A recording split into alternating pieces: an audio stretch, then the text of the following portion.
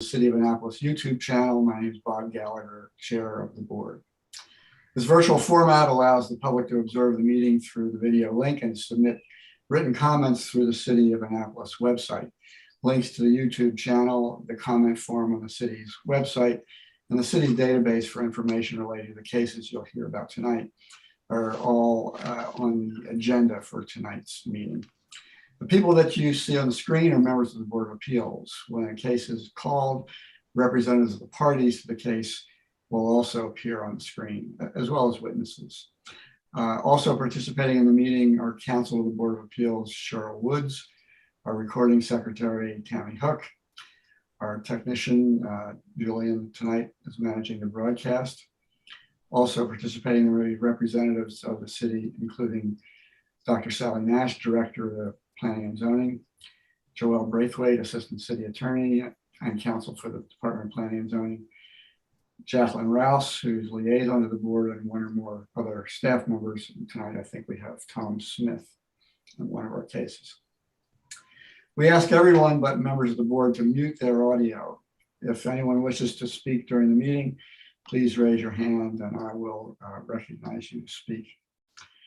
Written comments on matters before the board tonight that were submitted up until noon today are made part of the record and have been forwarded to the members of the board and the parties in advance of tonight's meeting.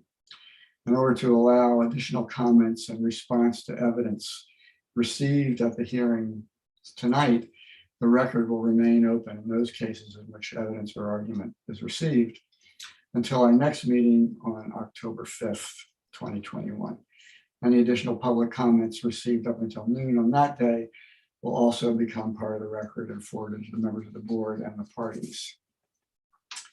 Let me remind everyone that communication with the board about any case by anyone other than a party to the case must go through the comment form.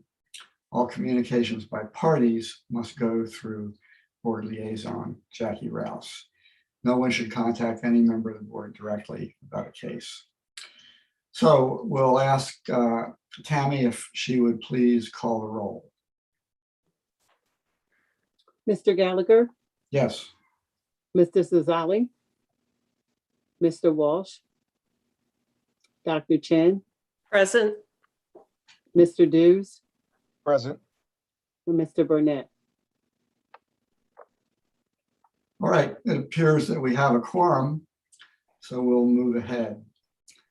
Have the members of the board had a chance to review the agenda for tonight's meeting? Yes. Are there any corrections or additions? May I have a motion to approve the agenda? I move to approve the agenda. Is there a second? I second it. All in favor? Aye. All right, the agenda is approved. Next, we'll turn to minutes. We have on the agenda approval of the minutes for the meeting of September 21st. Let the record show that we've been joined by board member Michael Walsh. Thank you, Michael. Thank you, Mr. Chairman. I apologize for my tardiness. That's all right. Do we have any corrections or additions to the minutes, the draft minutes for September 7th? No. May I have a motion to approve the minutes? I move that the minutes of September 7th be approved. Is there a second? I second it. Mr. favor? Chairman, is it September 7th or 21st? Oh, I'm sorry. I know the agenda says 7th. Yes, you're right. It's the 21st, isn't it? All right, let me change that. Do I have a motion to approve the minutes, draft minutes for September 21st? So moved. Second? No, it's actually September 7th because we're not even at September 21st yet. Yeah, Mr. Oh, Chairman. right. September 20 Yeah, I was about to make that correction. It's only the 15th. I'll go with my original motion to approve the I September 7th. I second the original motion. Let the record note the confusion on City Attorney Lyle's face. Sorry about that. All right, so there's a motion to approve the minutes of September 7th, and it's seconded. All in favor? Aye. Aye. Thank you. All right, the first application on the agenda tonight is for special exception 2021-004, an application that would allow live entertainment indoors for a standard restaurant and bar at 114 West Street. So Julian, if you bring in the parties to 2021-04, we'll get started.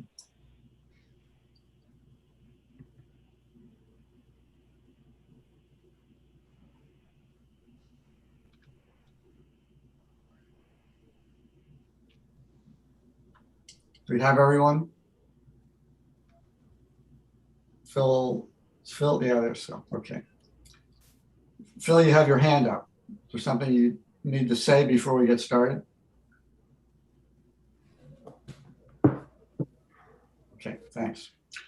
All right, as a preliminary matter for anyone who expects to give testimony on this or any application we're going to be hearing tonight, I'd like to ask you to take the oath. Do you swear or affirm, subject to the penalties for perjury, the evidence you give this evening is true to the best of your knowledge? Can I get an affirmative indication from anyone who plans to testify tonight? Linthicum and Miles, it's you guys. Yes. All right, thanks very much. Who would like to introduce the case for the city? Is that Jackie? I'm going to introduce the case. So this is an application for, it's only for the live entertainment component of this use in the MX zone. This property is zoned restaurants and restaurant operation is permitted use subject to standards except live entertainment. So we've actually already approved the restaurant itself, and they're in the building permit process. It's going into a that was formerly occupied by Chesapeake Brewing. It's adjacent to the Graduate Hotel and the what was used to be at one point in time a fire station. And they have requested approval for payment, which will take the form of it has an arcade theme. So they're putting in all kinds of game machines, and that is their live entertainment component. We have received no public comments to date on the project, although we did receive an endorsement from Alderman Ellie Tierney. The project is located in her ward, and she was very supportive of the application and submitted comments. Okay, Mr. Dales, would the applicant like to be heard? Thank you, Mr. Chairman. Yes, and good evening to other members of the board and the council and city attorney.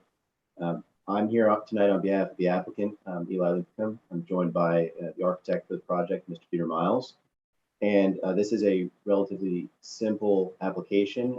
As Ms. Ross said, it just concerns the use of arcade machines, which are considered a live entertainment use in this restaurant. And I will trust that the members of the board have reviewed the application statement in support and the staff report, which accurately reflects our proposed use.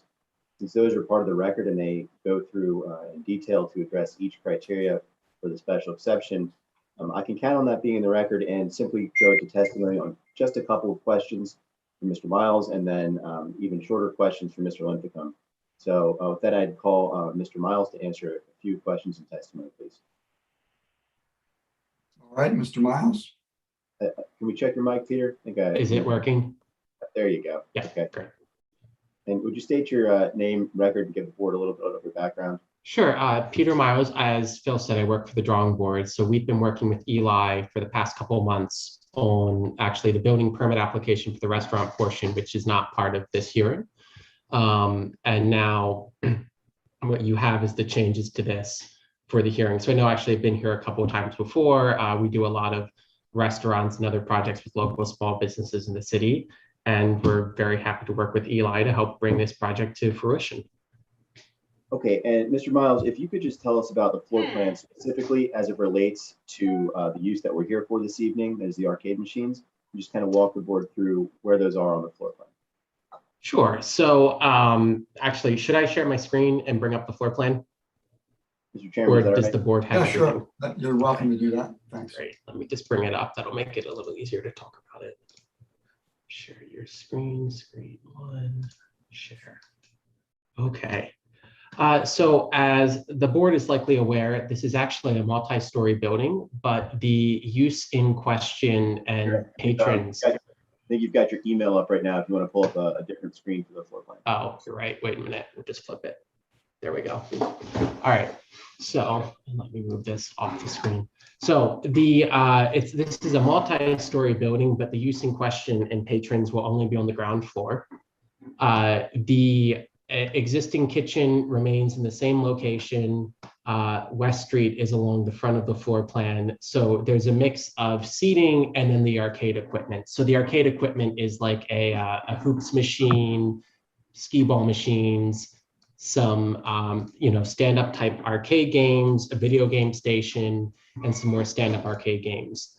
So the arcade equipment is distributed throughout the space. There's a bar with alcohol service with food, and there's no changes to the building egress. All of the arcade equipment is located inside. So we have seasonal outdoor seating shown, but there will be no games or arcade equipment located outside.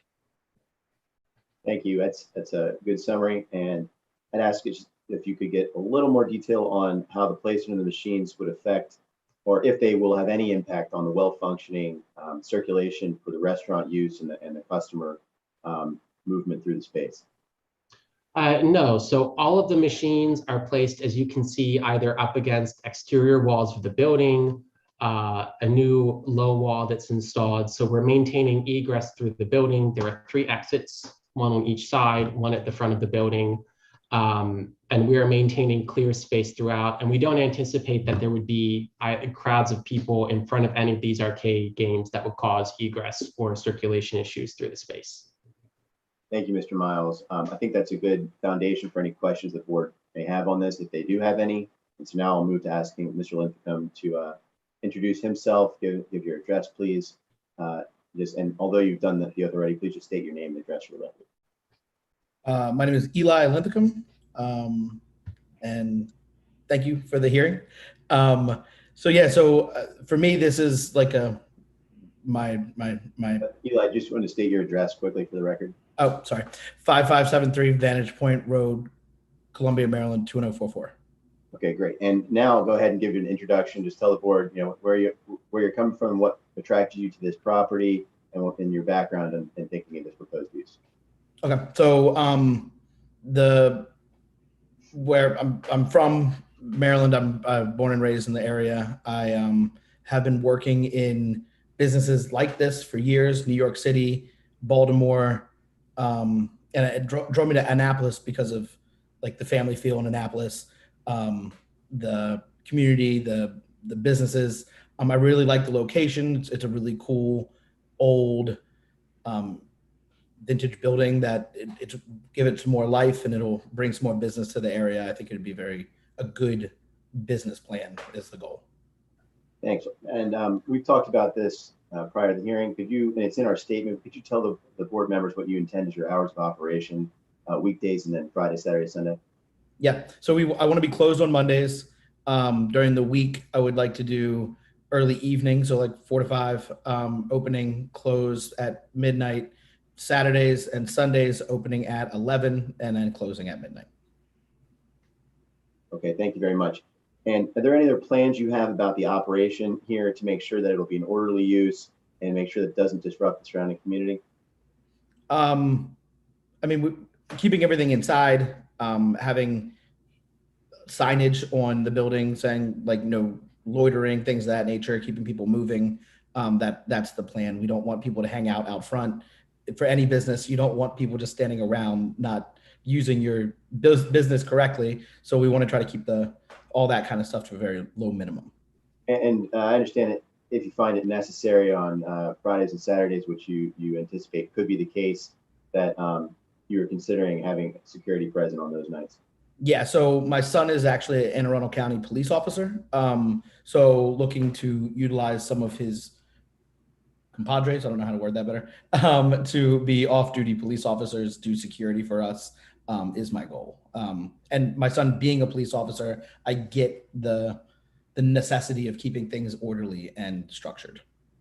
All right, thank you, Mr. Linthicum. So in summary to the board members, before we open up and answer any questions you may have for us, we think this is a great additional use for the site in addition to the restaurant use.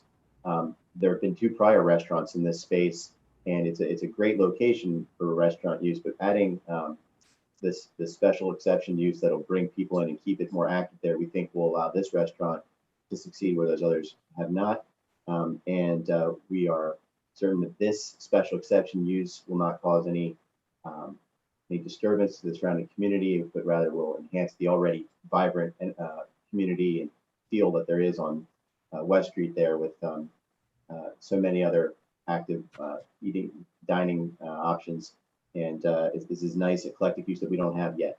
So thank you very much, and we'll answer any questions you have now. All right, thank you, Mr. Dales, Mr. Linthicum, Mr. Miles. We'll, if Mr. Miles, you'd like to take down your screen share, that'll be good. Before we get to questions from the board, we'll mark as exhibits the staff report with attachments. Are there any other additional exhibits that you had, Mr. Dales, that you'd like us to have?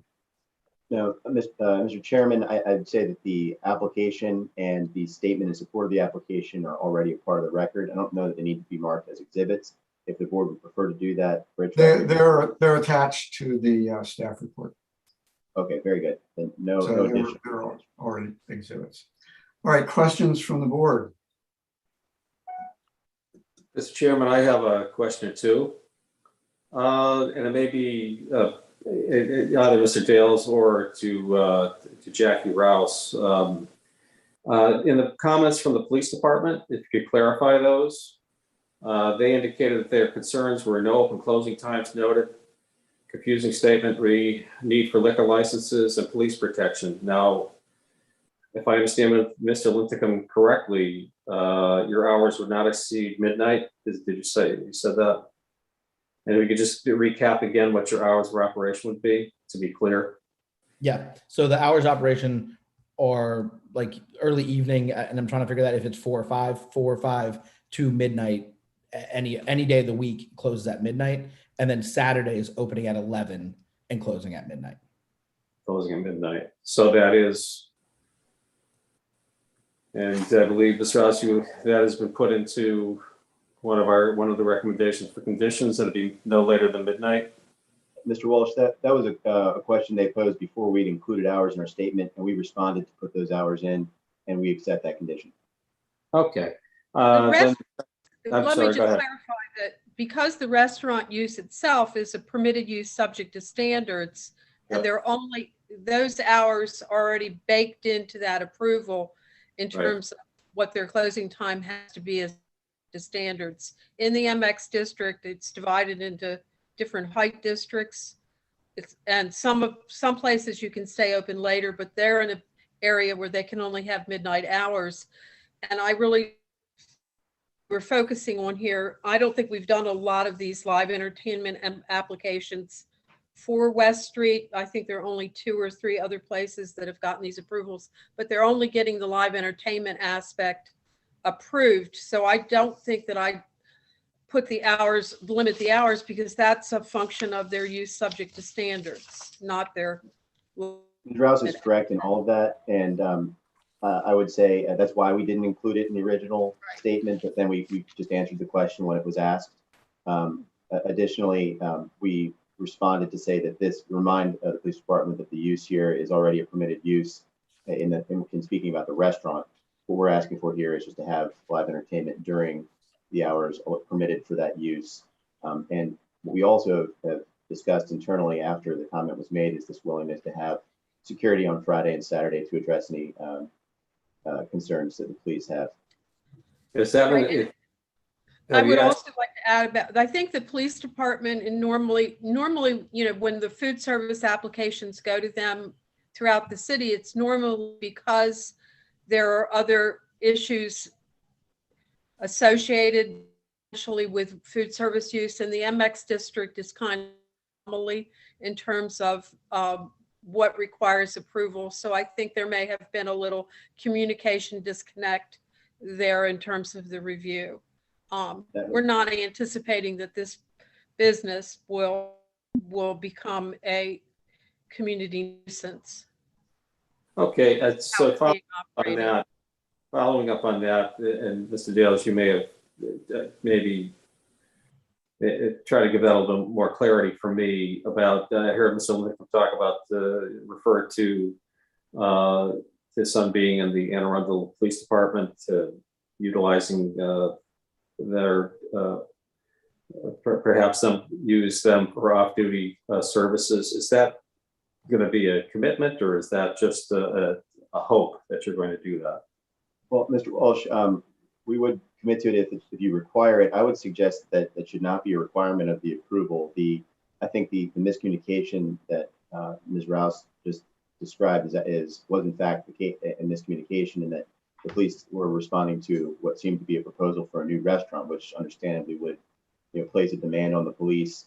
But in fact, all we're doing here is asking for arcade machines in an already allowed restaurant use. And I would also confirm what Ms. Rouse said about the Height District. We're in Height District 2, where we can only be open until midnight. So I don't think that this use will create any additional demand on the police. But if the board saw fit to make that a requirement, we would be willing to accept the condition that there be security on Fridays and Saturday evenings. Thank you, Mr. Dales. I appreciate that. Thank you, Mr. Chairman. Dr. Chen? I'm not sure, Jackie, if you address this question, the confusing statement with regard to the liquor license.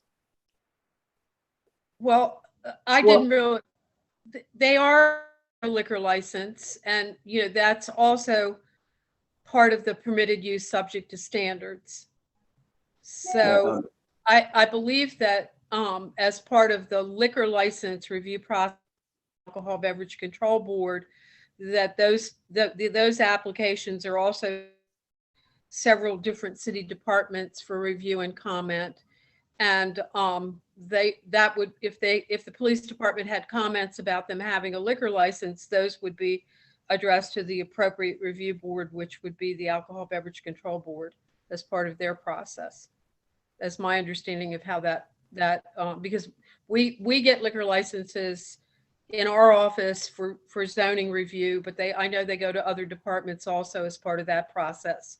Mm-hmm. And after they are granted, if there are, there's an annual liquor license are renewed annually. So I know that whole process is that there is a list of all the renewals sent to a number of different departments to provide comments as part of the renewal process. So the liquor board would be, if there were problems with the operation of this restaurant with the liquor license, then that would come to the attention also of the control board in terms of annual review. That comment, Dr. Chen, regarding the confusing statement was reference to our statement of justification that explained that we understood we needed a liquor license. And I think, again, it falls into that miscommunication that this application, it would be about the restaurant use rather than the arcade aspect of it. So I think the police were responding to the statement that they thought we were asking for a liquor license here. Thank you. That's very helpful. And Mr. Linthicum, with regard to this off-duty security, you mentioned it simply because of the confusion that seems to be created by the application. You don't anticipate any problems for which you need extra security. No. So it's not a goal to have a problem that needed police officers there. But if it was a large event and we needed to have security, we would be able to supply it. Mm-hmm. Okay. And then my last question is with regard to noise. I believe and I'm asking for confirmation of this. I'm looking at the map. To the left of your property That's the hotel, correct? Yes. So there's no residences No. near this outdoor dining area where maybe the doors open and the arcade noise is passing through the door. The Next door, closest residents, Nadine, are on Lafayette Avenue, and they're 200 to 300 feet away, I think, are the first residences. Across the street from this is the 7-Eleven on one corner, and then there's office building on the other corner. But they're not going to have, they have to keep their door closed, first of all. Mm. And the only activity they're going to have outside is a very limited number of Mhm. tables building, you know, so there are not going to be noise generating activities out there. And I also would like to point out that several years ago, we did approve live entertainment for the Graduate Hotel outside on their patio. So we already have a live entertainment function. They're allowed to have live entertainment on their outside on their patio. Maybe that's been more years ago than I remember, but it seems like it might have been 2016 actually. Mhm. So, so there, Dr. you know, any and more that the noise there is monitored also. Okay, thank you. Mr. Dews? Mr. Chairman, I really don't have anything. I did have one inquiry, though. I saw that it doesn't have rooftop dining. Is there a rooftop on the building? I don't think we have the opportunity to access that rooftop, Mr. Dews. Okay, so it is a rooftop, but it's not accessible. Is that? There's a third floor office tenant. So there's any rooftop would go through a different tenant. So we don't have Okay, access okay. to that. Okay, I was just wondering because I'm familiar with the building, so I was just curious. Yeah. There's no access for I don't have us. anything further, Mr. Chair. Thanks. Jackie, can you refer me to any other amusement arcades that we've approved in the city? This would be a first. Okay. That as far as I know, we have mainly in terms of live entertainment in the MX district, it's mostly music and Right, I whatnot. We understand. did approve the escape room in the first block of West Street under a live entertainment I get it. designation, but that's not a restaurant. Could someone direct me to a citation to the ordinances that gives the board the authority to issue special exceptions for live entertainment? It's under it's standards for uses subject to standards. If you scroll down through that section, I can send you this. Mr. Dales, do you know what that is? It's 2164, and I'm trying to find the. It's a number, I think, that starts with a 3, Phil. It's Yeah, a big number, but it'll tell in that section for standard restaurants, it tells you in the different zoning districts, what's allowed as a permitted use, what's allowed and what requires special exception. And it will, under the MX district section, say that live entertainment requires special exception. Mr. Chairman, it's 2164-540. Right. 540. Right. 540.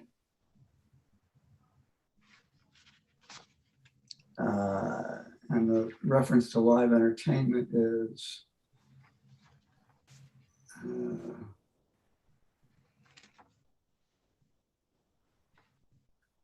refers to dancing or live entertainment is permitted, non-amplified acoustical. Okay, now, can anyone refer me to a statutory definition of live entertainment? There We was don't not have- one applicable here, Chairman Gallagher. The Right. live entertainment interpretation was made in early meetings between the applicant and staff that the requested use would be considered in the category of live entertainment for a restaurant component. So the answer is it's an interpretation rather than a specified detailed definition. Right. And so we know that by reading this, it suggests to us that dancing is not live entertainment. It's something different because it's dealt with separately. But it's in the same category, live All right, entertainment. Jackie. Right. Okay. So unless I've read it wrong, it seems, we're assuming here that the board has authority to grant special exception for live entertainment for a standard restaurant in the MX district, even though there's no specific reference to amusement arcade. But there is a very specific reference to amusement arcade as an authorized use in commercial districts. Right, so Mr. Chairman, that is a separate independent use. When arcade is part of a restaurant use, for example, if you had a pool hall as a standalone use, that would be a separate use for that building.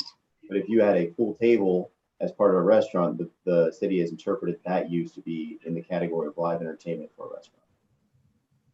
So while there is a independent use for amusement arcade, that is not what this property is being used for. It's a restaurant with a live entertainment component that in this instance happens to be games. So Jackie or Mr. Lyles, can either of you confirm that that has been the interpretation of this provision by the city that pool halls are live entertainment for a restaurant in an MX district?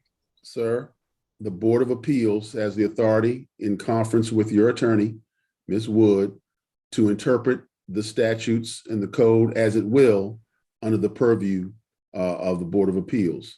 If there is no contradicting terms, concepts in the code, the board is free and authorized to make such interpretations as we view it here in the city. It's probably something you may want to conference with your counsel about and come to a resolution or conclusion about. Thank you. I understand that. I thank you for that. Mr. Chairman, So, I could add one thought. But I do like to. But the code is silent. So. I do like to extend deference to the decisions of our learned colleagues in the Planning and Zoning Department. That's why I was curious as to whether this was an established interpretation. There isn't any that we know of. Okay. All right. And the last question I had, Mr. Dales, I think it's best put to you, is you've addressed all of the requirements under special exceptions quite well, but the one question I had was on need. And I think if I read your argument correctly, or maybe it was the staff report paraphrasing your argument, that there must be a need because there aren't any. Well, no, I think our belief that there's a need comes from Eli's view that there's a demand from the public for this type of use, which is why he's investing his money into this restaurant concept. If we had that as our only premise, that there was a need, but there were also other bars already supplying it, then that need might not exist in our location. The statement that there's need because there aren't other uses like this is only half of the equation. That's just to say that we believe there's a public need from Mr. Linthicum's research, and that need isn't being filled in our area. Okay. In addition, I would just like to clarify that because they're not applying for approval of the restaurant itself, they're not required to meet the community needs standard. That's only applicable if you're asking for special exception approval for residential at the intersection of Hilltop Lane and Spa Road. They would like to establish a early learning daycare center, which the code calls a group daycare, which requires a special exception. The facility, approximately 12,000 square feet, would support up to 195 children, ages 2 through 12, and applicant can correct me if I'm wrong on that, but they want to establish infant, toddler, early preschool, pre-K, and kindergarten, as well as part-time summer and after-school daycare at this location. All right. Thank you, Tom. Will mark the staff report and its attachments as exhibits and receive them into the record. Who would like to be heard on behalf of the applicant? Mr. Chairman, I'm here representing Primrose Schools this evening. Matt Taylor from Primrose Schools is with us. Annie Luttrell is the civil engineer from Bay Engineering, and Aaron Becker is the architect for the project. So I'll begin with a short introduction here and proffer some information. Again, the staff report accurately reflects the proposed use and our both our statement in support, all of its attachments, and then the comment responses to the various changes that have been requested from staff over the last 2 years are all part of the record. And again, we feel that the special exception criteria have been individually addressed in detail there. And so in our presentation tonight, rather than go through each criteria, we will discuss some of the key aspects, the key issues for this site, some of the considerations that resulted in the proposal you see before you tonight, and give you a sense of why those decisions were made from the consultants and a sense of what the Primrose use will be from the applicant himself. We can tell you a little bit about the Primrose philosophy and again, the need for that use here in the city. To begin, I would note that this project has been on a long road. We've been in this process from early meetings with staff, March 2020. We've been responsive and have sought in every way to address the concerns of citizens and of staff. And you'll hear a little bit about that journey tonight. We think that the project has become better and has addressed all of the concerns that are applicable here through that process. And if you think about the proposed use here, it is an early education daycare center, and the ages Mr. Smith cited were correct. But you should know that Primrose is unique. It's been highly awarded throughout the country. It's got a 100-year-old nonprofit history, and there's a focus on education and balance to its learning. Mr. Taylor will be able to tell you a little bit more about that as we conclude tonight and answer any questions you have specifically about Primrose. But I think that the testimony you're going to hear from the civil engineer and the architect will tell you about how this process has addressed the key concerns that came up for our handling of the site-related concerns for the vehicular access, for preserving the forest on the site, for making sure that the use would not disturb its neighbors. So throughout this process, as we've addressed the concerns you're going to hear about, we've also reduced the footprint of proposed use, and specifically, we've been flexible as to programming elements that are key to Primrose's philosophy, namely the outdoor play areas, which are part of every Primrose development, have been shrunk to accommodate the various site concerns. And at the end of the day here, this project is proposing a shared hiker-biker trail to improve pedestrian and bicycling experience along Hilltop. It's preserving forest in a manner that does not dip below the forest conservation threshold and avoids the removal of any significant trees, and addresses some challenging stormwater concerns that Ms. Luttrell will get into in a moment. So with that introduction, I'd like to call Ms. Luttrell to start helping us understand the site so that we can lay a foundation for any questions you may have. Annie, could you please state your name, name and background, Annie, for the record, and your address? My name is Annie Luttrell. I'm with Bay Engineering. I'm a professional engineer in the state of Maryland, and my address is 2661 Riva Road, Building 800, Annapolis, Maryland, 21401. Thank you, Ms. Luttrell. Now, can we start by just talking about the site as it exists now and how you viewed it as you approached this design task? Maybe first tell us about whatever the board should know with regard to stormwater and drainage on this site. So drainage on this site, there is a hill in the back portion of the site, which takes some of the gentry drainage coming down that hill, and some of the storm drain cuts through the site along the side.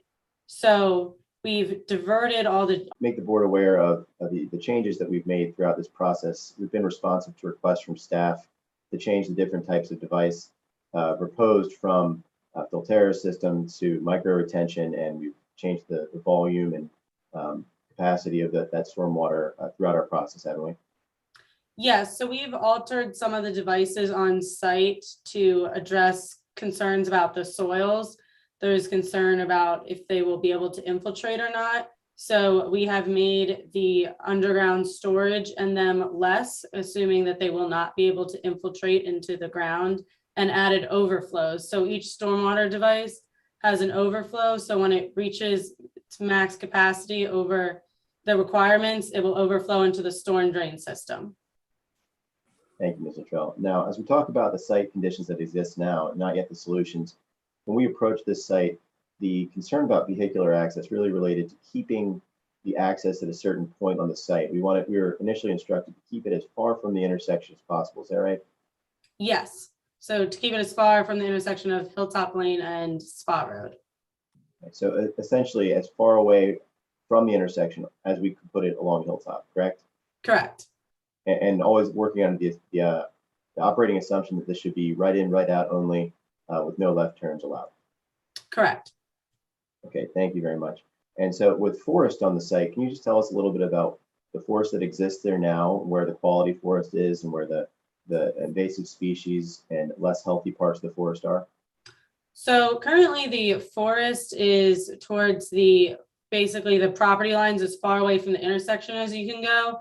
Near the intersection, there's a maintained grass field, but around the edges of the property is where the existing forest is. It's mostly consistent of invasive species, but the higher priority forest is towards the back corner, as far away from the intersection as you could go, where there are 3 significant trees that we are going to keep. Right. And as we thought about forest cover, there is a utility easement that runs along the northern edge of the property that we should mention as considered it during the early stages of design, right? Yes, so there is a overhead wires along the back portion of the property, basically right along the property line. BG&E doesn't have an existing easement there, but we are presuming that they're going to ask us for one when they review this. So we have left a 7.5 foot swath of clearing along the back, which is what we presume they're going to ask for. And it was true that in our initial design, we did not preserve the 3 significant trees that you mentioned, but rather sought a variance for those because of the interrelation between the access concerns and the location of the significant trees, which are, I believe, sycamores. Is that right? Correct. Okay, so thank you. Let's go to the site conditions now for what we had to accommodate, which is really the programming for this building and the site features like playgrounds. What were you thinking about as you set out to design this? What were the requirements for the applicant here?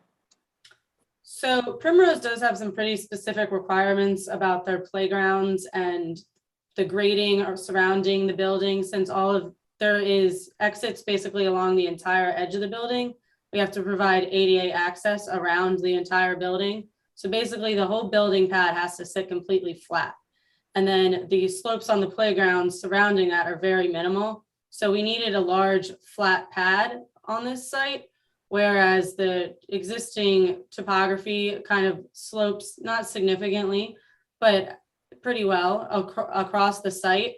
So grading it while minimizing clearing was a challenge.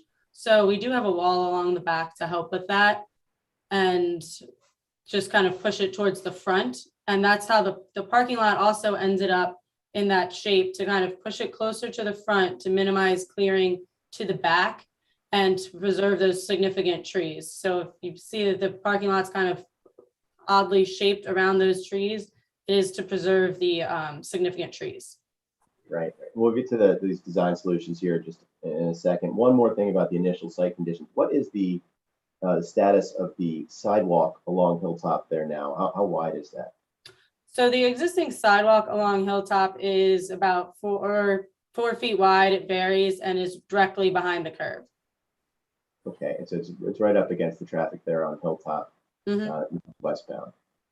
Okay, thank you very much, Ms. Luttrell. So now as we get into the design solutions here, and you have to accommodate, this relatively modest childcare facility, but that does have some specific playground elements that need to be included.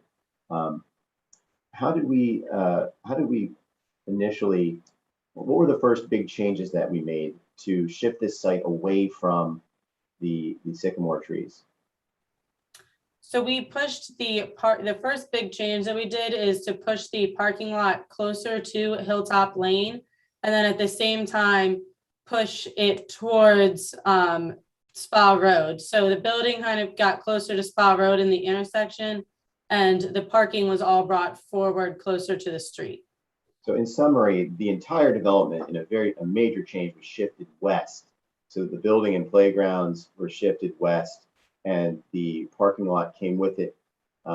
And then I guess you could just continue your thought there. Was it also the shape and configuration of the parking lot was changed too, correct? Yeah, so the shape and the configuration of the parking lot also changed slightly. We still have a loop circulation for most of the parking spots.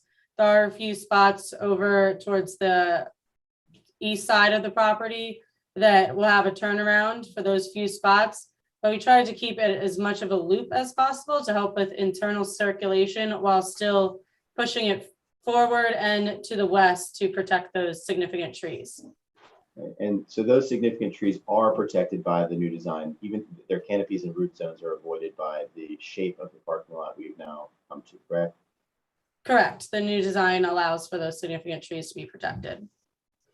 Okay, and now moving to circulation through the site. We had to accommodate a hiker-biker trail to improve this really bad situation with a 4-foot sidewalk. Can you tell us how we then, what went into your design work as we had to push the site back and accommodate an additional 4 feet there for the hiker-biker trail? So to provide the additional sidewalk along the property, the 8-foot sidewalk, we had to push, we have a 3-foot planting strip and then an 8-foot sidewalk now. So we had to push everything back farther into the site along here. And with the existing topography, I don't know if anyone's ever drove by there, the sidewalk basically drops off and there's a ditch behind the existing sidewalk. So once we pushed it back, we kind of had to also push back all that drainage because of course we have to provide a ADA accessible sidewalk now. So we're basically pushing that flat portion farther into the site, and that created a nice area for now these stormwater devices to take all that drainage. Right, so the stormwater we talked about in the first part of your testimony also had to change when we both moved the site drastically west and then sort of condensed everything to accommodate the hiker-biker trail. Is that a good summary? Yes, correct. Okay, thank you. And so then one of the other major changes that the site went through had to do with the left turning movements in and out of the site. While the transportation study found there were safe conditions proposed and merely recommended a contribution of $11,000 to a traffic signal improvement at Spa and Hilltop, there were concerns then from DPW outside of the transportation study that the left turn left in and out weren't sufficiently controlled, that a structure should be added. And how much space do we need to provide in order to accommodate the changes both for that structure and any other changes to Hilltop related to controlling this left in, left out movement? So we had to add a 2-foot barrier in between one of the through lanes and the right turn lane in Hilltop, which basically pushed the whole street an additional 2 feet into our site. Okay, and now coming full circle, we started out with the premise that the access needed to be as far away east from the intersection along Hilltop as we could locate it. But after providing that requested barrier for the left turn movements, we also then were guided to slightly move that access point a little bit to the west. And can you tell us why that was? Yeah, so the right of way to our east, there's a residential property to our east. The right of way does not go far enough back into the site to basically tie this whole thing in and keep the access as far to the east as possible. So by sliding it over, it's now aligned with the center part of the parking lot to provide a easy circulation loop through the parking lot for all the vehicles. And now that barrier can extend past the access point. So no one coming eastbound on Hilltop can make a left into the site around that barrier, and no one leaving the site can get across and go into the through lanes or the left turn lane on Hilltop Lane. Okay, thank you very much, Ms. Luttrell. And so in summary, in each instance, in every major change we've made, you've had to go back and also adjust the elements of the site that are related to stormwater and are related to circulation and are related to landscaping. And that was true also with the access change and the provision of this barrier.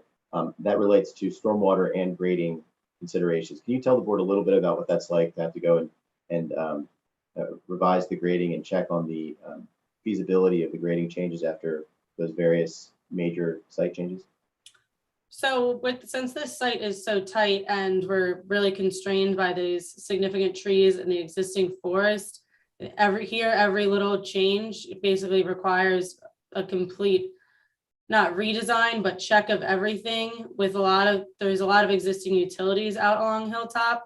So every little change, whether it's widening it into our site or sliding the access point, changes all the utilities and basically requires a redo of the storm drain every time and slightly changes impervious areas that you're changing the stormwater management every time you're making a small change as well.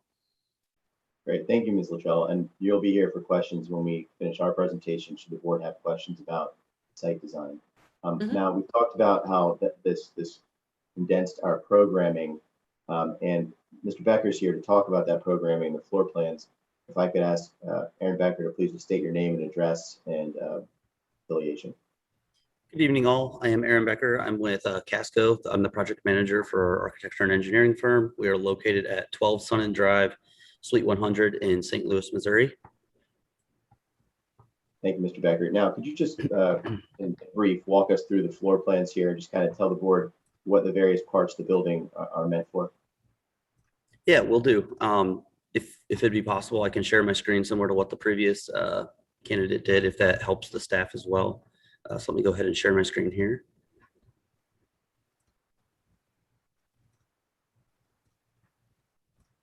Can everybody see it? Looks good. Okay, thank you. So what we have here is a 12,510 square foot proposed single story wood frame structure. We have a primary entrance that faces to the east side where the parking lot is. This will be the main ingress and egress for all staff, children, visitors, etc. As the other entrances that you see here are strictly just for ingress and egress out of the classroom, specifically to those playgrounds. And it's used as a means of egress for the kids getting out of the space. But it is fenced in, as Annie has shown on the site plan. So the main access point is only at this main entry point facing to the east. It consists of 12 classrooms, which will house 195 kids.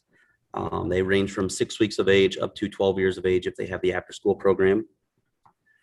There's offices, conference rooms, there's a warming kitchen included, and then several secondary storage areas throughout the space.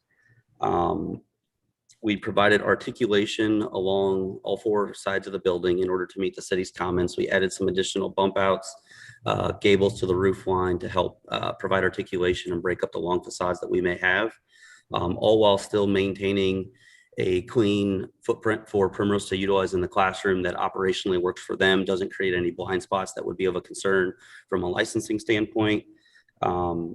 And all of the mechanical equipment that we will house for the split system and the dedicated upper air units are housed within a 4-foot tall solid vinyl fence to help screen it. But that's pretty well just a brief summary of what we're proposing from a floor plan standpoint. Appreciate that, Mr. Becker. And could you now talk to us a little bit about the facade and the materials and the changes that happened throughout the proposal? Yeah, so here are the proposed 4-sided black and white elevations. You'll see here the east elevation is the main entry feature. It's a pretty prominent feature, so everybody is going to know where the main building entry is at. It'll also help that there's a 6-foot tall ornamental fence that'll be along the playground to help guide people to that parking lot if they are walking up from the west or to the south. What we're proposing from an exterior material standpoint is a panelized stone Versetta base with hardy lap siding above. We've got an architectural shingle that'll be used over the entire roof structure. We've got vinyl windows and vinyl shutters to help as accents on all 4 sides of the space. And I think overall the architecture blends well with the residential develops that are to the north of us and to the east of us. So I think it blends in well with the community. Thank you, Mr. Becker. That's a good description of what we ended up with. Maybe I missed it, but I think we began this project with a different proposal and a different rhythm to it, and you added some articulation to the facade at staff's guidance, correct? We did, correct. On the south elevation, we added some additional bump outs and articulation, which are shown up on the floor plan as well to help break up the facade. We did a similar thing to the west. We added an additional bump out and gables on that elevation as well, which I will pull up through here. So as you can see, we tried to help break up the roof lines that is associated with such a long building, but I think we've achieved that through the numerous iterations that we've gone through here to date. Thank you, Mr. Becker. So like the site design, the architecture changed for the better throughout this review process. It'll be a long one. And just in conclusion, would you tell us a little bit about anything that's specific to Primrose's design request, any Primrose specific design that's incorporated here? So the building is sized to meet Primrose's and the Maryland state licensing standards. So the overall building size is dictated by how many kids they have. And Primrose, in order to make this a viable project, had to have 195 kids. Therefore, the building size had to be what we discussed, 12,510 square feet. The playground is similar to that. It's sized accordingly to provide the equipment that Primrose wants to provide to the children attending the facility in order to meet their curriculum requirements. As you can see, it's been pretty condensed to house all the equipment within it. As Annie and Phil have mentioned, we've taken some square footage out of the playground to reduce the amount of space that we're impacting on the site. But Primrose does have specific needs that we've tried to address and tried to maintain throughout the course of the project. Thank you, Mr. Becker. And I'm going to call Mr. Taylor here in just 1 minute to talk a little bit about Primrose's philosophy and why they have some of these specific needs to deliver the product that they offer for early child care. And I also would note that the traffic consultants who prepared the study, which the applicant pays for, but the city commissions to preserve objectivity and not have influence by an applicant over traffic, is here. I'm not going to ask questions for Mr. Driven in testimony. If the board has questions to the applicant about the traffic element of the APF, we'll be here to answer them along with the consultants. And I just, in summary, before calling Mr. Taylor to then conclude with his descriptions and ability to answer questions you have about Primrose, I'd like to just kind of remind everyone this project began and struggled with all the challenges of the pandemic. One of those was getting a traffic study done, when schools weren't in session and there wasn't a policy yet to move through this. And then we went through a series of challenges for APF, and ultimately we've now satisfied all of the interdepartmental city comments, have an APF approval ready project, and have designed the site to deliver some benefits to the public with regard to public transportation and the pedestrian and cyclist assets that we're going to be delivering, and preserve the necessary elements of a Primrose project on a site that it isn't really that tight of it's a big site. It's just there's a lot of contending needs for this particular site when you have you factor in the stormwater requirements, the forest requirements, the request to avoid and not seek any variances for the removal of significant trees, and then the traffic concerns which were addressed last. This project's an example of how all those demands together can really make it a challenge to put a very modest use on a fairly large site. But I think we've done that here after a long road, and we're ready to answer any questions you have. But before we go to those questions, I'll let Mr. Taylor tell you a little bit about the Primrose approach and the product they deliver, how they're known nationally. So Mr. Taylor, can you start just by introducing yourself and giving your address for the record? Absolutely. Matthew Taylor, 164 Walton Road, Newcastle, New Hampshire. I oversee the development for Primrose along the East Coast. I've been with the company for about 7 years, but I've had about 18 years of childcare development experience. Can you tell us why Annapolis? Can you tell us about the need for? Yeah, no, that's where I was going to go, Phil. We've been looking at Annapolis for quite some time for the right site. It's an excellent demographic for us with informed parents who are looking for good choices in quality childcare. And Although this project has taken more time than I'd hoped it would, I think that we've got a great product, and I think we'll be, an excellent neighbor and an excellent asset to the community. Okay, thank you, Mr. Taylor. And now, as I promised the board members, could you talk a little bit about what differentiates a Primrose Schools facility from any other daycare?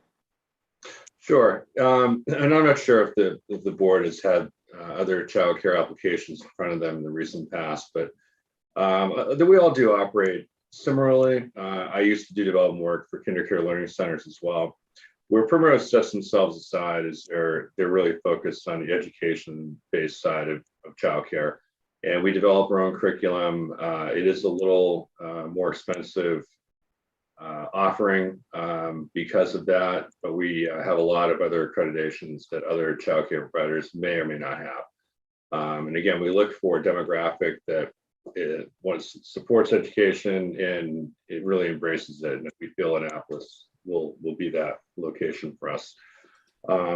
We also operate about 460 schools across the country. Most recently here in Maryland, we opened up a school last year in Bel Air, one in Ellicott City, and I have one coming online in Lay Hill towards the end of the year. So we're not new to Maryland, but certainly new to the Annapolis market. Thank you, Mr. Taylor. And just, I think that's almost enough for our testimony and case here, but just a little more detail on the curriculum that you guys developed. Is unique, I think, alone that you developed the curriculum yourselves. Could you characterize the curriculum a little bit for the board? Sure. The curriculum is referred to as our balanced learning curriculum, and it's really designed by most of the folks within our staff, our education doctorates, who develop specific curriculum per age group. And the children oftentimes will start with us at a younger age group and move through different age groups and different classrooms, gaining this balanced learning curriculum along the way. We've really had some excellent success with it, with our kindergarten programs, and testimony from parents from years ago have lauded as being an excellent choice for them, for their kids to perform well later. So we really are curriculum based versus more of just a childcare. All right, thank you, Mr. Taylor, and all the design team and the applicant are here for your questions, as am I. We are accepting of all the proposed conditions for the approval of the special exception. And again, I think the statements in support in the staff report speak to the meeting of the criteria and the satisfaction of the APFO requirements. So with that, I'll conclude and ask for any questions from the board. Thank you, Mr. Dales. Alderman, would you have anything you'd like to add this evening? Attorney Lyles and I have been emailing back and forth on me not being allowed to condemn nor condone this project or other projects that come in front of boards. I will point out, I think I'm the only alder person that follows his recommendations on that, but I will highly recommend the members of this board read the testimony sent in by the members of Congregation Knesset Israel, the oldest synagogue in Anne Arundel County, especially on the high holy day of Yom Kippur. This is a project that they care about. Yes, thank you. Did I do okay there, Mike? Put him in cuffs. No comment. All right, questions from the board? Who would like to start? Well, I started last time. I have some, but I'd be happy to give others the opportunity to weigh in first. Mr. Chairman, I'm happy to start off. I do have quite a few questions, so I hope people have some patience. With regard to the number of students and what is the time? I'm not sure who to ask this question to. What is the timing of the expected arrival of these 195 children?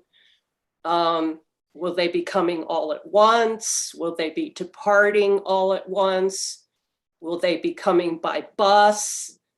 Will they be coming by car?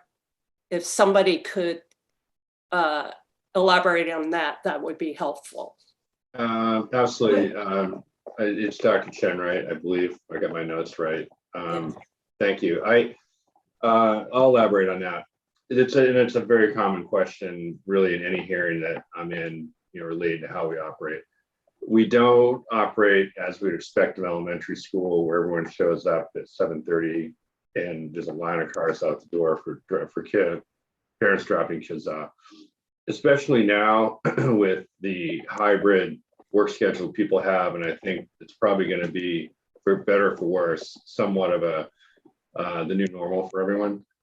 We typically have a 6:30 to 9:30 period in the morning and a 3:30 to 6:30 period in the evening where pickup and drop off occurs. Now, depending on where people are coming from and their commuting patterns and where they plan to go, there certainly could be peaks and valleys in that.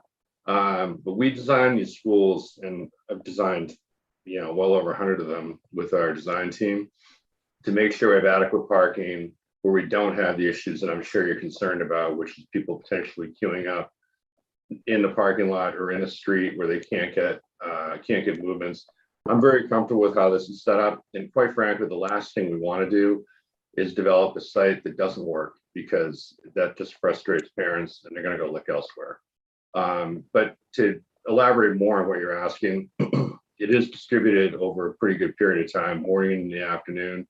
A child has to be brought in to the school physically by their parents. So a parent will come in, park their car, bring their child in, sign them in, typically bring them in their classroom.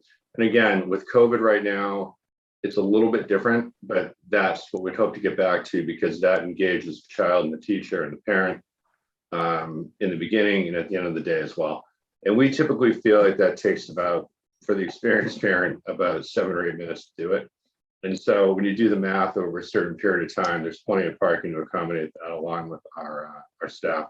If we felt like we were creating problems going forward, I wouldn't seek out sites where we couldn't get adequate parking. I feel like this site works well the way it's designed, and we should not anticipate any problems.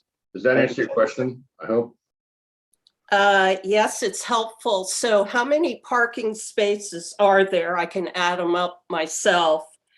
But if somebody could tell me, are there like 30 spaces? Couple of I'm going to which defer are to Ms. Luttrell or Phil, because I don't have the site plan right in front of me. 39 spaces on site and the 2 required handicap spaces. so 41.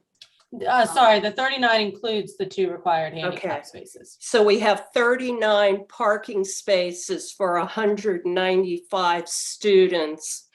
And the layout of the parking lot, even though there was a comment about the circular nature of it, there is this kind of offset arm to the east. It looks a little crowded to me. I'm looking for some comfort or explanation that there isn't going to be lineup going on out on the street, because it doesn't add up to me. I would ask Dr. Chen for, well, first, an answer to a question as to why the design and the layout of the parking lot is as it is. That design was necessary to avoid those site features we described earlier. However, we reached that design with comfort that the problem you're alluding to would not occur because of the number of spaces and because of a pickup and drop-off plan, which I would ask either Mr. Taylor or Ms. Luttrell to include in your answer here for Dr. Chen. I think that will help provide some of that comfort that she's looking for. So Annie, do you want to go ahead and describe the pickup drop-off plan? Yes, so the main circuit where we're talking about the loop portion of the parking lot, there was some concern from DPW that similar that you're mentioning, that those spots basically on the arm portion could be for teachers and not the parents. Those could be reserved for the employees, so they will park there and stay there. And then the spots around this circular loop that we're talking about would be more for the drop-off portion. And there's significant area in there for everyone to park and bring their kids in, as Matt had referenced, over a 3-hour period in both the morning and in the evening.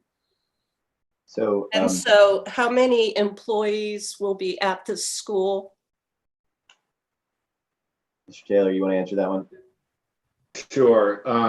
And again, I'm paraphrasing the touch here because I don't have the exact numbers in front of me. I believe we'll have on average around 20 to 22 employees at full occupancy. But keep in mind that very few of our schools operate at full occupancy. They typically operate in the 75 to 80% range.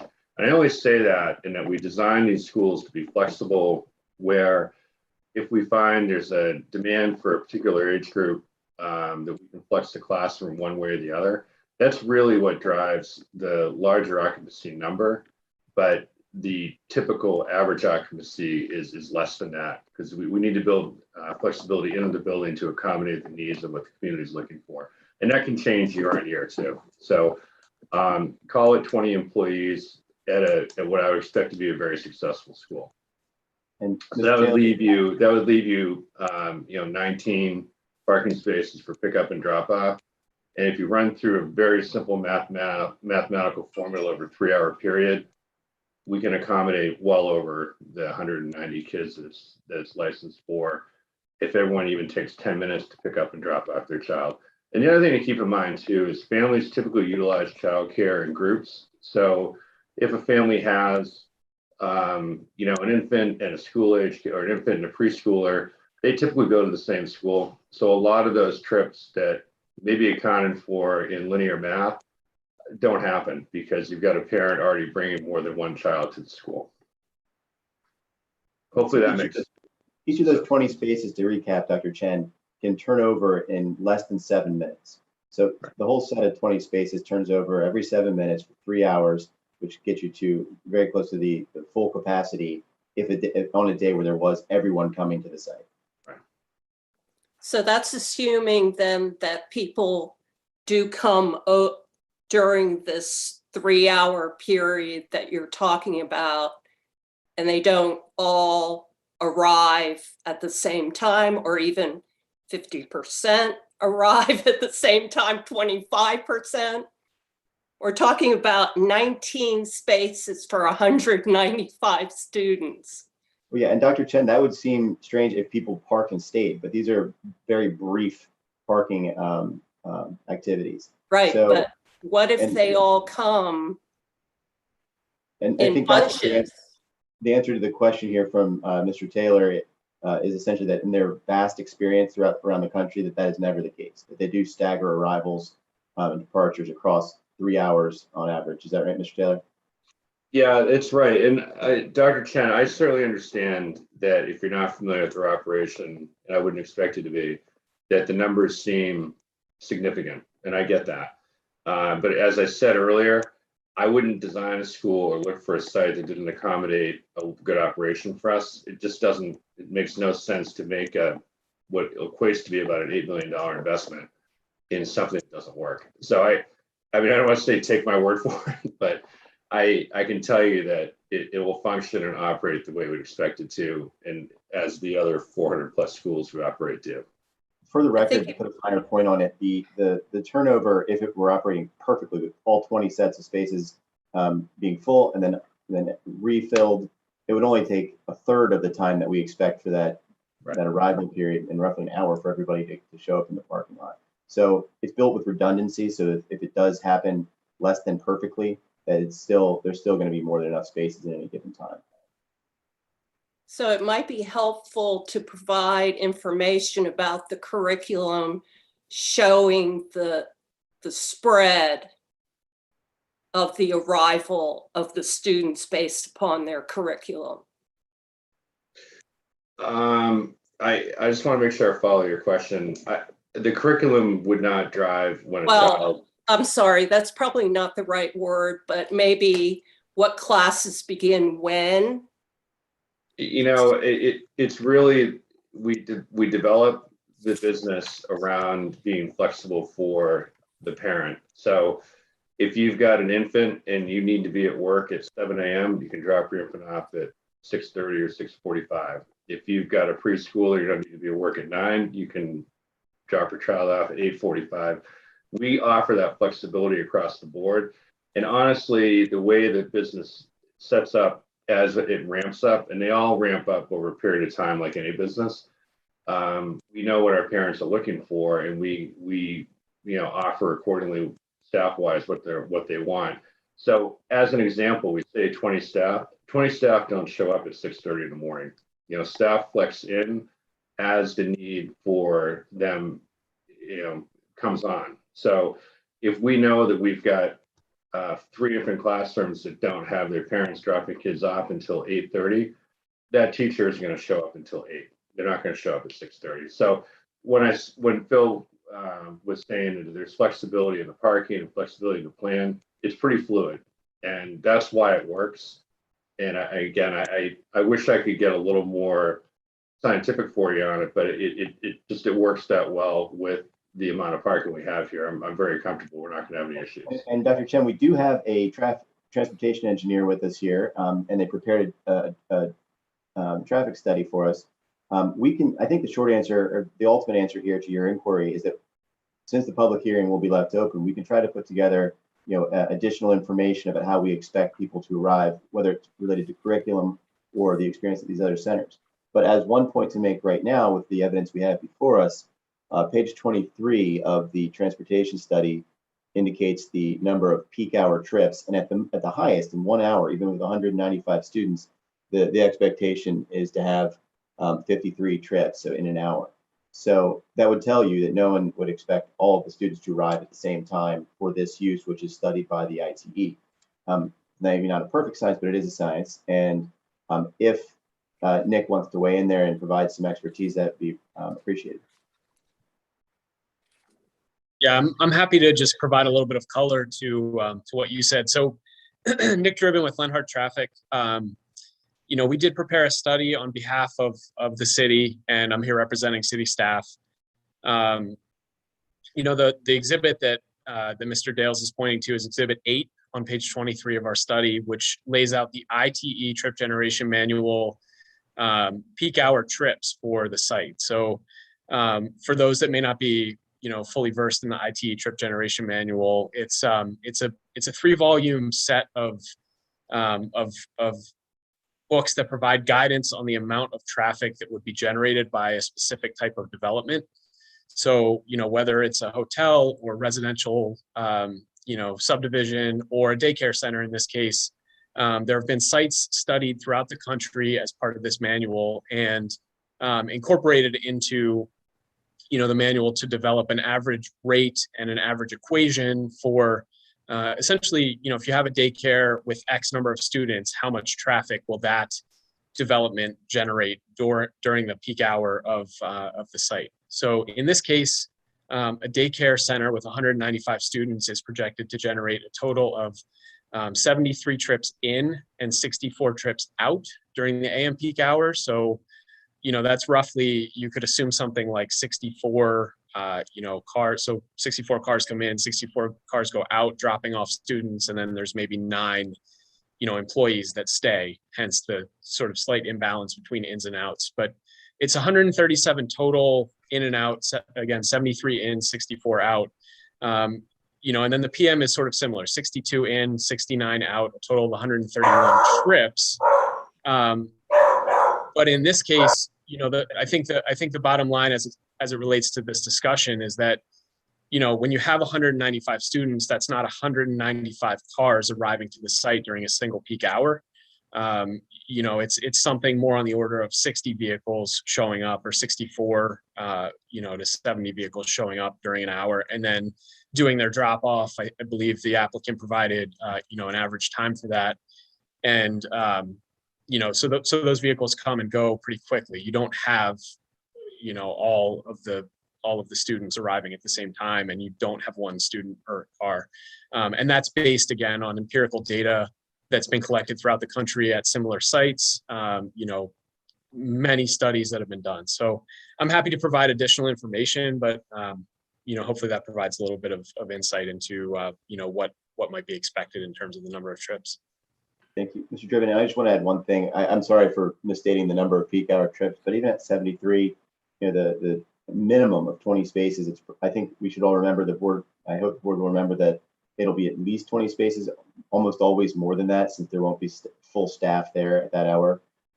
Those spaces turning over could accommodate the 73 trips if it was 7 minutes per visit themselves in less than that hour. And additionally, that parking lot is designed to allow queuing internally, just to prevent queuing from coming out onto Hilltop. So I think, if Dr. Chen, you'd like more information about how we expect arrivals, we do have the opportunity to provide that, since public record will be left open. Mr. Dales, is the traffic study already in the possession of the staff? Yes, Mr. Chairman, the city actually commissions the study now, and we just pay for it. So that's been in possession of staff. So would you like to offer that right now as an exhibit? Sure, Mr. Chairman, I'd like to ask that the staff report and its attachments, so our application and all of its attachments, all be entered as exhibits, please.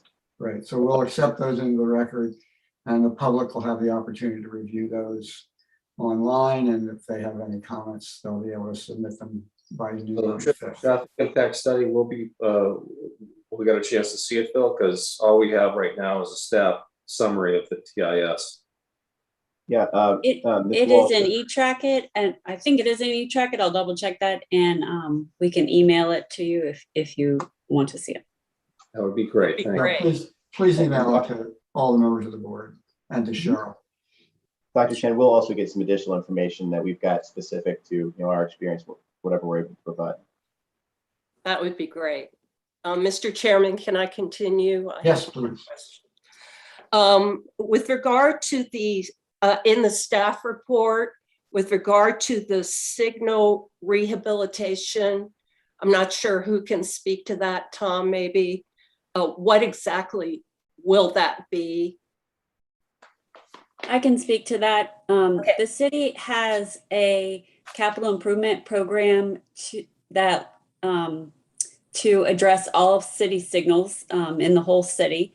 As you know, a lot of our signals are getting pretty old. We've had a consultant assess all of the city's signals and make different recommendations for different signals. Some signals aren't that bad. Some signals need to be completely replaced. The light at Hilltop and Spa is slated for replacement, and this is an expensive proposition. So as part of the APF mitigation, we are asking for a contribution based on their impact to that CIP project that the city is planning to do in about 3 years, when they're also going to be repaving the intersection. And just to clarify, I said earlier that the applicant has been accepting of all the conditions. I would include in that the request for the proportionate $11,000 contribution for that improvement. Great, thank you. So addressing a comment that Mr. Taylor made. So this school, Mr. Smith, am I correct? It's going into a residentially zoned area? Yeah. Yes, Dr. Chen, it is. Okay, so one of the comments, several of the comments that came in from the community, and I think some comments in the staff report, go to the need for the school because it is set in a community. And so I'm wondering if Mr. Taylor can speak to, I know that there is a lot of housing around the school. Do you expect students to come from the surrounding neighborhoods? Where do you expect the students to be coming from? I know you made a comment that your the cost of your school is a little bit expensive, which suggests that you'll have certain clientele coming from the Annapolis area, and that they may not necessarily be located near the school. Sure. Let me qualify. I mean, I don't want to sound like we're, purely an exclusive offering. I'm just saying that we typically tend to be a little on the upper end of the price point for childcare. I expect that most of the people coming to that school are going to be within a 3-mile radius. Now, are some people going to come from the immediate neighborhood? Very well may.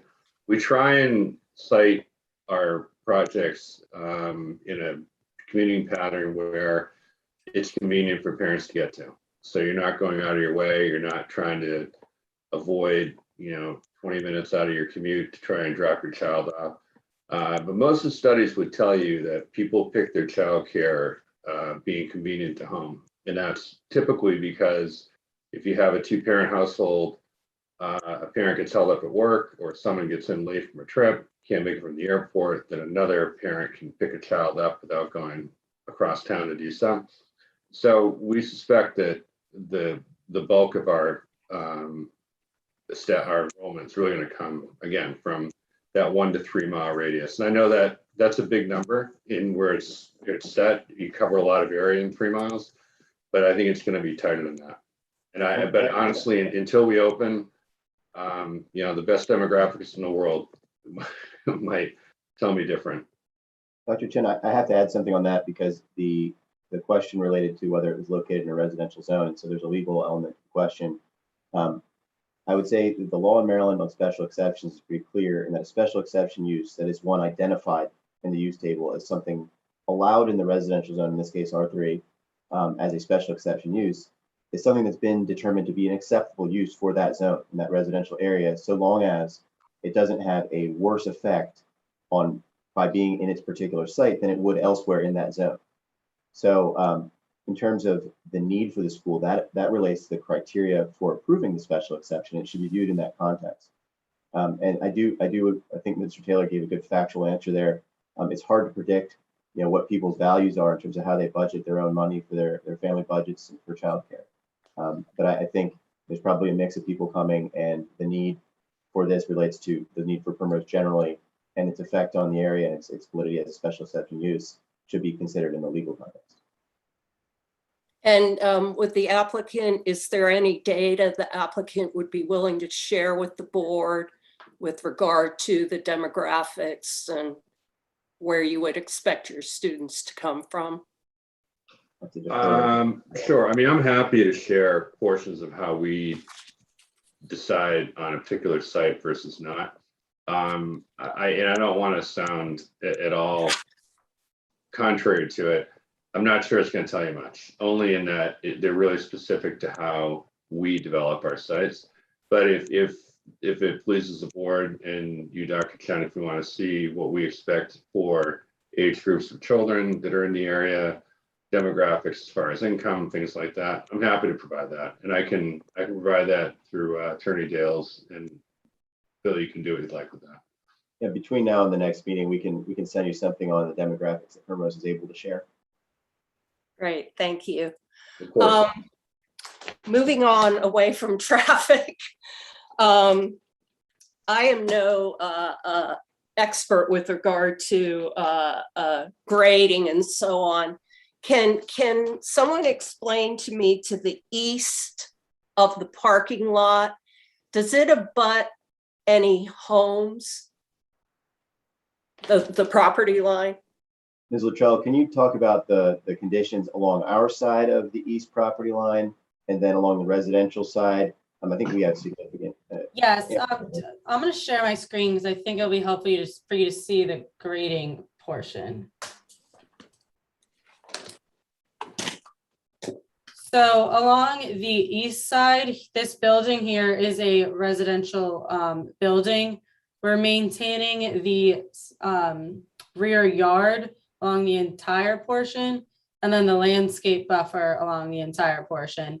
This microbiome right here, which is a stormwater management facility, is kind of in the corner here, but this will all be planted. The landscaping plan has to be updated because we made some minor changes last week, but this area will all be planted, and this woods line will maintain the existing woods. To the west, I think there was also some questions about what's going on here, that seems like you're clearing this area for no reason. But that's because this is a big hill right here, and all this drainage is coming down and was going through our site. So now we are directing it in a swale right here to, this is a head wall storm drain system. So now we'll go into the storm drain system through the site and not into any of the play areas. Thank you, Ms. Luttrell. So the grading on the east side is flat. It's not, there's no downward slope towards the residential properties. No, so there is a slight slope right here that's a swale, but this will all be collected in this inlet. Anything along here goes into this microbiome, which has a storm drain device for any overflow. And the playground areas, are they permeable, impermeable? Penny, could you show those sheets, either the landscaping plan or just the plan with the main site plan, show the parking, the playground areas? Yes, let me, it's on the sheet. So Aaron can try to help me speak to this, but some of the different playground areas have different surface types. There's a type of turf, and then some are just sod, but anywhere that you see this hatch that has little triangles on it, this is concrete. The rest will be pervious, and there's a variety of pervious materials that are used in the playground areas. Correct, Danny. It's all an artificial turf material. So it's artificial turf on the top, and then there's a drainage layer beneath it. So it is permeable throughout the entire playground, other than the concrete areas that Annie had mentioned. There's a under drain that picks up any of the drainage that would go down into the stone below that, and all collect around the perimeter of the playground. Okay. Thank you very much, Mr. Chairman. I'm done. Okay. Mr. Walsh?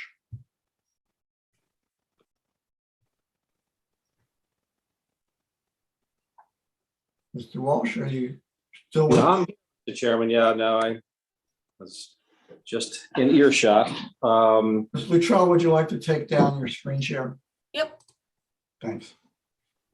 Thank you, and I won't belabor the point. I think my colleague, Dr. Chen, did a pretty good, very good exploring of the traffic issues. Just if you could acquaint me, and it's the gentleman from Lenhart Associates, I'm not sure, could address this.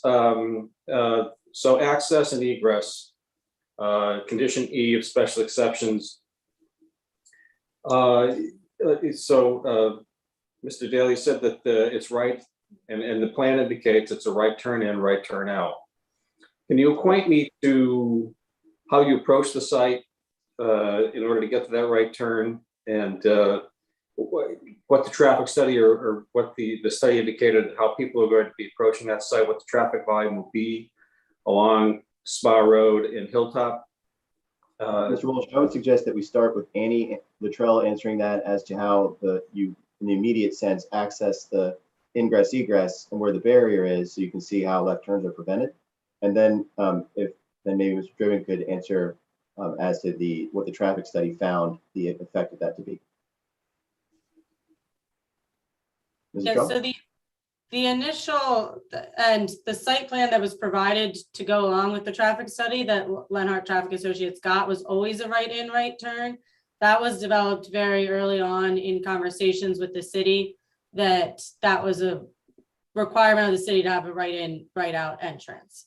So that's kind of always been shown like that, and that's how their traffic study was conducted. Right. And Ms. Luttrell, can you share your screen just to show the barrier that we added most recently with our revision to move the entrance slightly to the west for DPW's, per DPW's request? And see the barrier there, Mr. Walsh, is that thin just after the first lane moving south, and the entrance is moved so that you can't make a left in or a left out.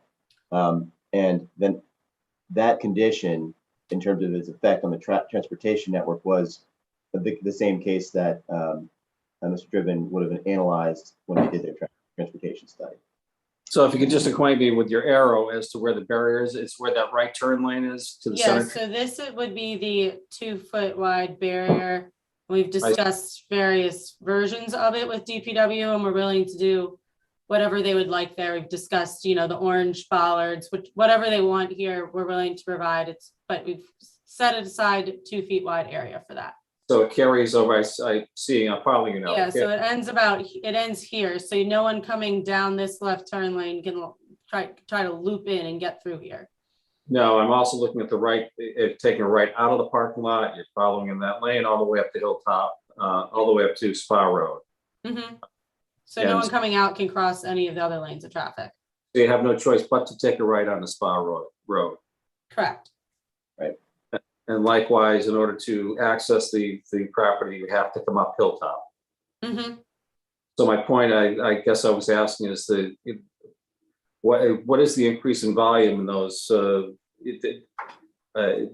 first as you're attempting to access the site, and then after you on Hilltop, and then after you exited the site where you're forced to take a right on Spa? That's a question, Mr. Driven. Yeah, so the increase in the volume is the same volume that I referenced earlier with respect to the trip generation. So, you know, basically we look at the AM peak hour, the highest volume of traffic in the morning, and the PM peak hour, the highest volume of traffic in the evening. The trip generation, again, which would be the volume at the driveway, is 73 inbound vehicles, so right turns into the site during the morning peak hour, and 64 outbound vehicles during the morning peak hour. In the evening peak hour, there are 62 vehicles into the site at that driveway and 69 vehicles turning out based on the ITE trip generation manual. In terms of the effects on the adjacent roadway network, the finding of our study was that both the site driveway and the intersection of Hilltop and Spa would continue to operate acceptably with that increase in volume. Essentially, the site has a relatively negligible impact on the adjacent intersection, and the driveway will operate, particularly with the the sort of small median separating the right turn lane from the other lanes within that within the Hilltop lane approach. Will should have a negligible effect or no effect on traffic at that intersection, and should add that median was added at the request of DPW in consultation between us, the applicant's traffic engineer, and others on city staff. So, the finding of our study is that there's no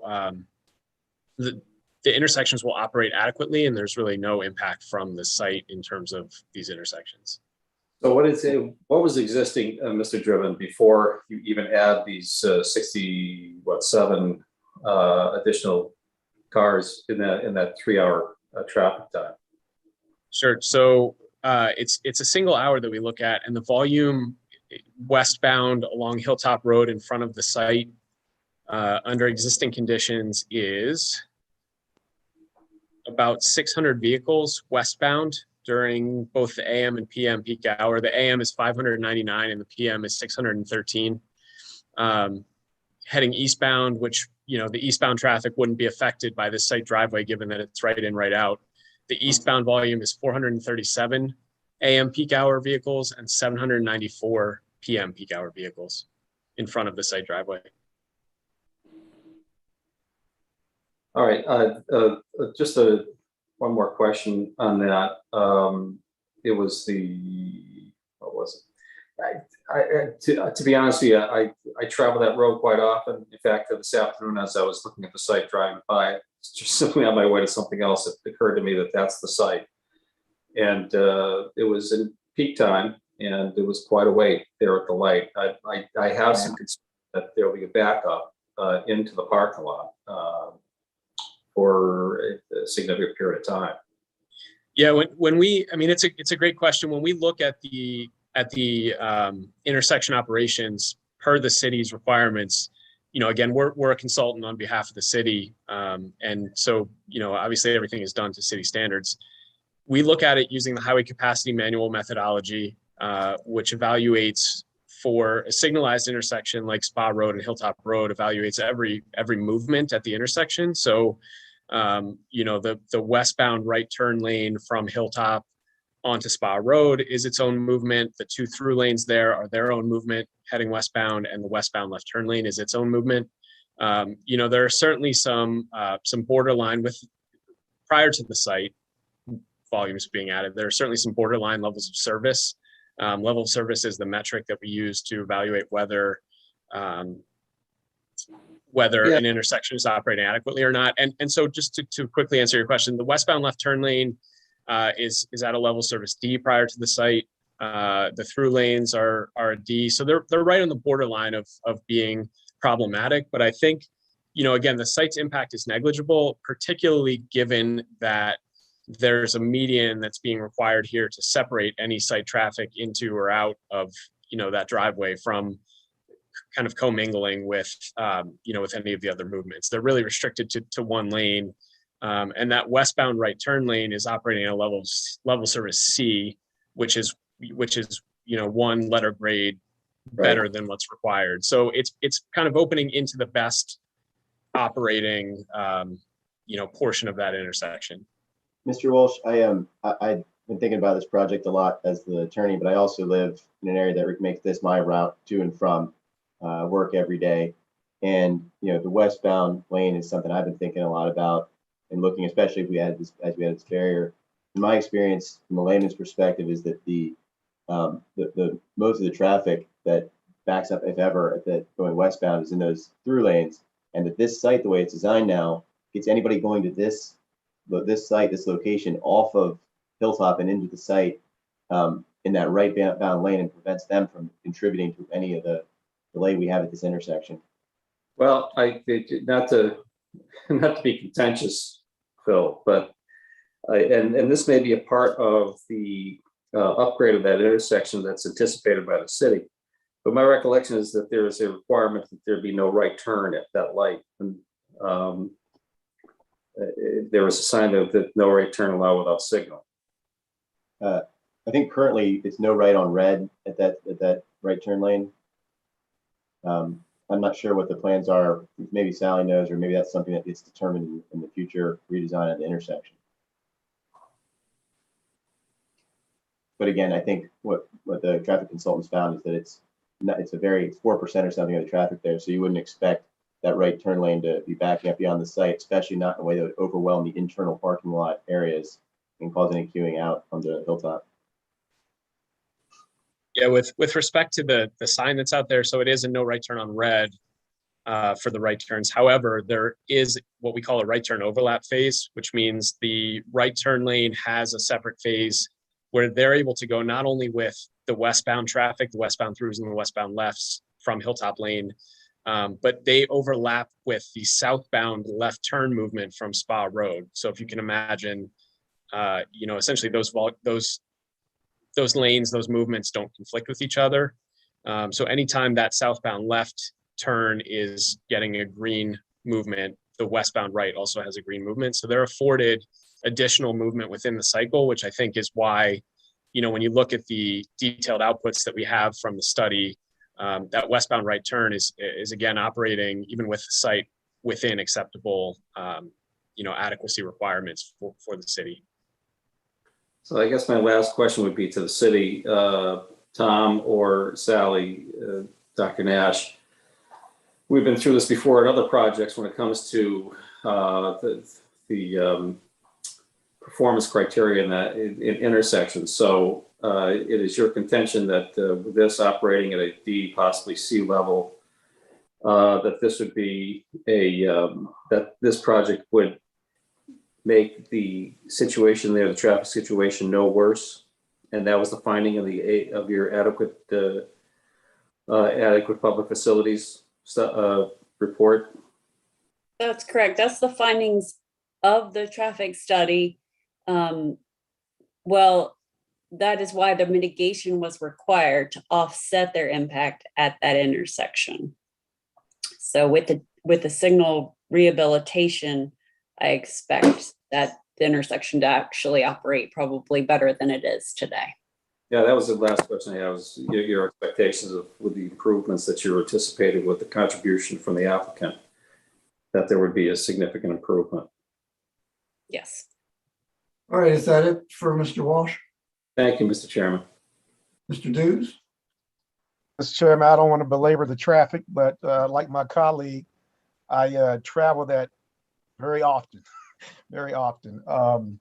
So I would like to see the traffic impact study because I'm really interested in seeing what's in there. The way that intersection is currently, I find it somewhat unsafe, with the lanes as the flow of traffic is right now.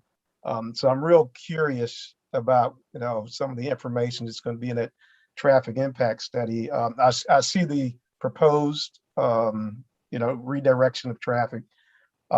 And it sounds like the improvement's going to happen about 3 years from now. Dr. Nash, was that the case? It's a 3-year plan or somewhere around there? That's right. Okay, so, and it sounds like this construction will be done within 1.5 to 2 years, according to what I heard earlier with regard to the build plan. So I just would say it'd be premature because I want to see the traffic impact study, and I really like to take a deeper dive and hear more on the traffic. I can't attest to the flow of operations for a child care nurse, so I won't even attempt to do that. With hearing some of the numbers with regard to the ingress and egress. So, can't question those right now, but would like to hear more information during our next session about the traffic and some of the questions that we've inquired about already. But I won't belabor it at this point. Mr. Dews, if you have any specific questions, since we're adding some information for Dr. Chen and potentially Mr. Walsh. I think most of which Dr. Chen brought up would probably answer most of the questions. Egress and ingress, I know we talked about 73 and 64, so I made some assumptions that we're talking staff going in and then other people going out. So, I mean, a lot of assumptions that I jumped to conclusions on my own, but some of that would be helpful.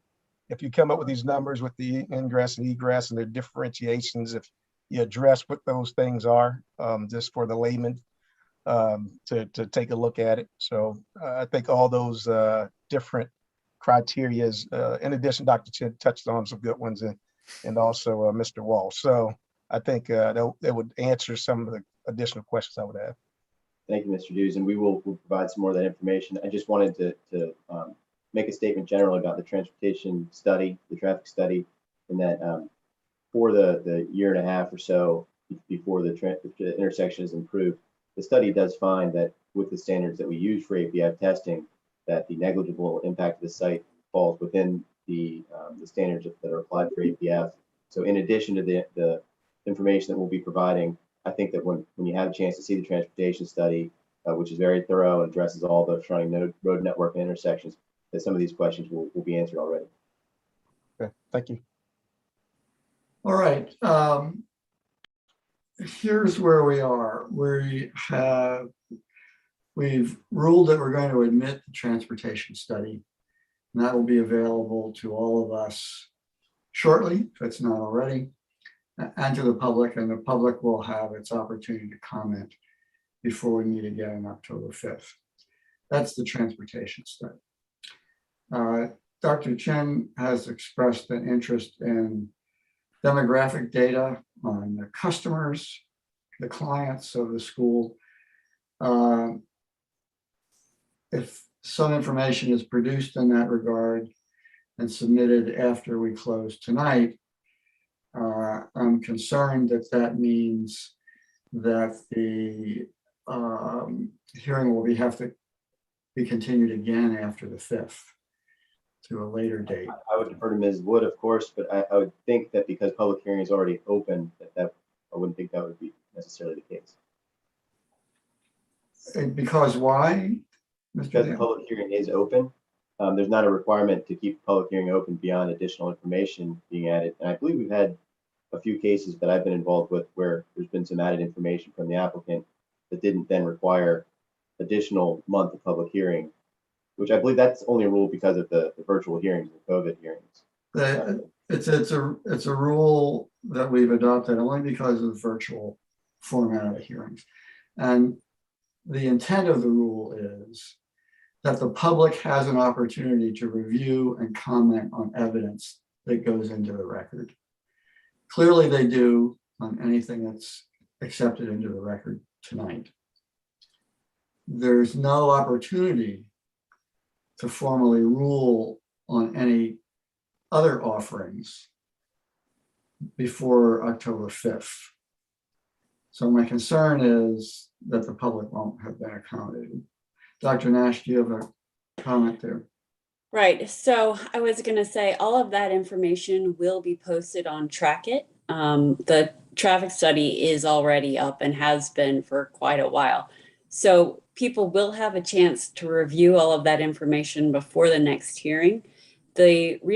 One reason why we like to hold the public hearings open is so that they can hear the presentation given at the first meeting and then respond to it at the second meeting, either in person or written comments. I'm referring specifically to the demographic information about the customers. Right, and I'm saying we can post that online on eTrackIt, so it will be available in time for people to submit written comments or to sign to give live testimony at the next meeting. Would you like to be heard, counsel? Yes, I think, how soon will the demographic information be posted? We can provide that within a week, council, and I think anyone watching now will have the opportunity to find it. We would expect it to be on eTrackIt and be made public. So we'll write it in a way that it can be made public for the people here listening now. We've had the public notice to have the opportunity to review it and then comment on it.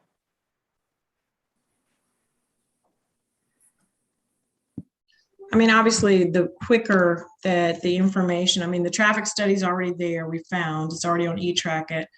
The quicker you can get the information up, then the more time the public would have to look at it. Today's, the 15th.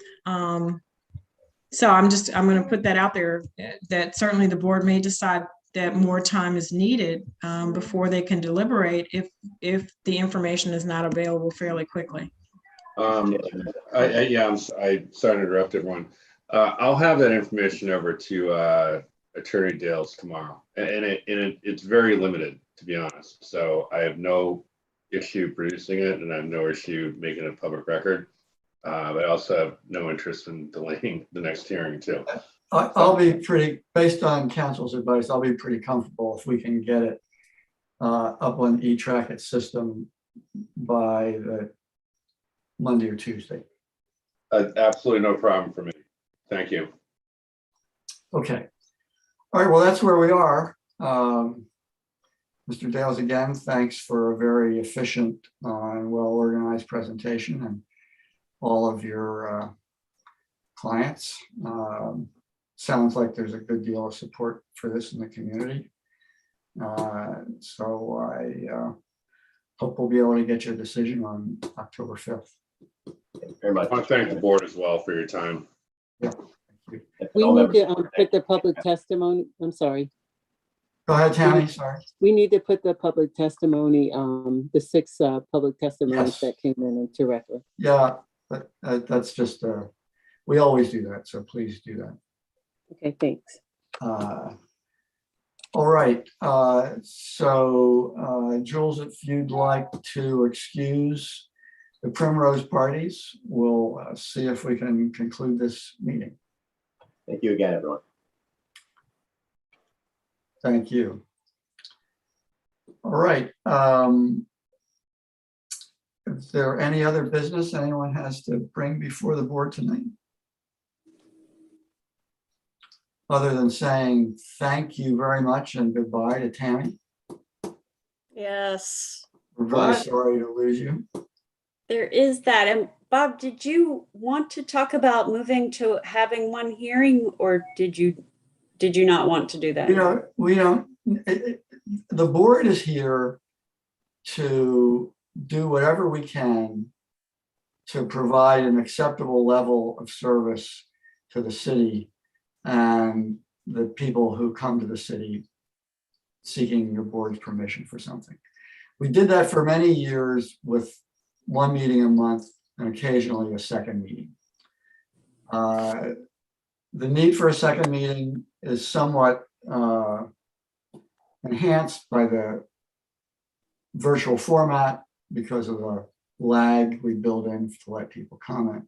And we've risen to the occasion and we'll continue to do that. But I would like to see us get back, and I think it's the sense of the board, when we can, still delivering acceptable level of service, to one meeting a month with a second meeting only when it's necessary.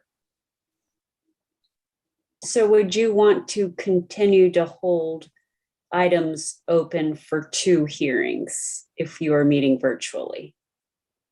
I will have to do that, yeah. Okay, I understand. That's Whatever you feel comfortable doing is, I mean, definitely staff won't object to 1 meeting a month either, so. Yeah, I didn't think so. And we definitely support 1 meeting, Mr. Chair. We're staff stretched right now, and 2 meetings are almost, as you see me, you never see me at a meeting, but we almost can't handle it right now. I mean, Yes, there could be. I read about your workload in the paper. Yes, right. Yes, we like to stay out of the paper, but we make it there sometimes. We could have some applications that are really pressed for time. We might need to have the second meeting for those if it's. Yeah, we'll step up as we always have, but I think that. Yes, I know you will. The normal state of affairs, there should be 1 meeting. Okay. All right. I didn't know that Tammy was leaving us. I just want to say thank you for just wonderful service to the board in my 4 years on the board now, nearly 5. So Tammy, thank you, and best wishes. And I've always her calming demeanor and good sense of humor. Exactly. So Bob, let me just mention that for October, the only thing on the agenda for the next meeting is the continuations of at this point, no one has advertised anything else. So we would just be finishing up those 2 hearings. So unless something happens, that I don't know about, you would not need to have a second meeting in October. Nothing's been scheduled for the first meeting. That would be good. Yes, it would be. Okay. All right. Would anyone care to make a motion to adjourn? I move. So moved. Second. I'll take that as a second from Michael. All in favor? Aye. Aye. All right. Thank you all. Mr. Lyles, good to see you. Good to see you, Mr. Chair. Good to see everybody. Take care now. All right. Thank Have a you. good night. Jackie. Good night. Thank you.